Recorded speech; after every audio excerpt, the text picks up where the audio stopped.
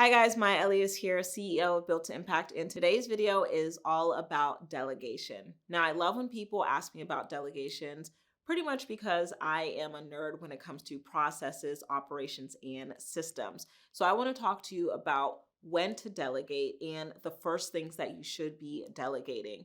So personally for me, I don't delegate anything that I have not mastered.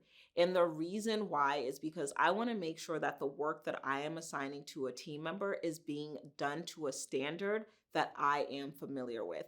This helps you to not really get hit with the okey doke, right? And what I mean by that is you hire somebody, they say they can do something, it's going to take them 2 weeks. And you know that if the person knows what they're doing, it really shouldn't be taking them longer than 4 days. So when it comes to anything graphic design, copywriting, administrative work, I have a pretty decent idea of how long things should take because I've had to do all of these things on my own in my business. Now, I will admit that every single part of my business I haven't been able to master, and because naturally I'm not an expert in everything, and you won't be either. If I am delegating something that I have not mastered myself, then I prioritize hiring an expert who has mastered it. So when I'm delegating to somebody a skill set that I've mastered, I'm okay with hiring somebody who might be fairly new and need a little bit of training, and that requires me to be patient on my end. But when I'm hiring somebody in a skill set that I haven't mastered, but I have a high standard for them, I'm hiring somebody who is saying they are an expert in what they do. So for example, I am not the best when it comes to finances and accounting. I know how to make money, and I'm getting a little bit better at managing my money and understanding the dynamics of money in business.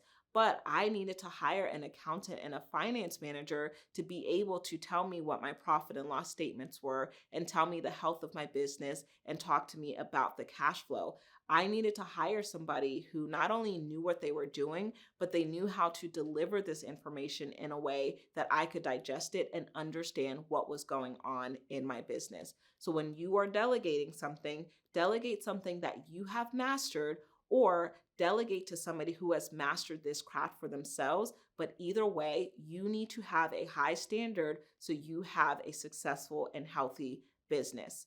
Also, when you are delegating, you can't expect people to read your mind. You need to level set those expectations, check in with your team member, and something I really love doing within my company is creating SOPs or having my operations manager create SOPs, which is simply really just a step-by-step checklist or a step-by-step list of what somebody should be doing to complete a task or a project to the standard of your company.